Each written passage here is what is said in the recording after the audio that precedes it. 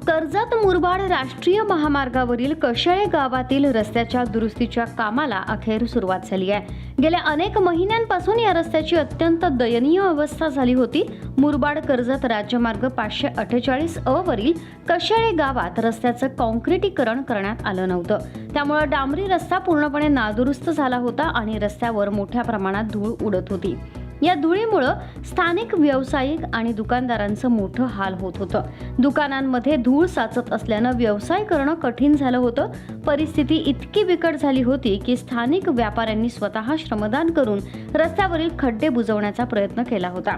ग्रामस्थ आणि व्यापाऱ्यांनी वारंवार पाठपुरावा करूनही काम सुरू होत नसल्यानं त्यांनी थेट मुंबई येथील महाराष्ट्र राज्य रस्ते विकास महामंडळ कार्यालयात जाऊन मुख्य अभियंत्यांची भेट घेतली। 8 दिवसात काम सुरू होईल असं आश्वासन देण्यात आलं होतं, मात्र महिना उलटूनही कोणतीही हालचाल दिसत नव्हती।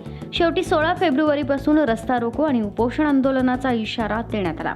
या इशाऱ्यानंतर महामंडळानं दखल घेतली आणि गेल्या 3 दिवसांपासून किरकोळ कामं सुरू करण्यात आली।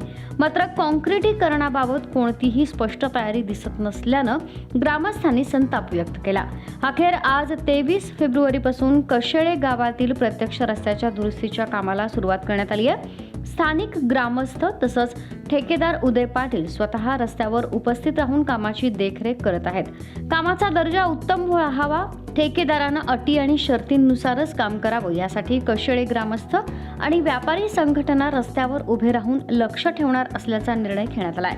कर्जत मुरबाड मार्गावरून प्रवास करणाऱ्या नागरिकांनीही आपल्या हद्दीतील रस्त्याच्या कामाकडे लक्ष द्यावं आणि दर्जेदार कामं होण्यासाठी सहभाग घ्यावा असं आवाहन करण्यात आलंय।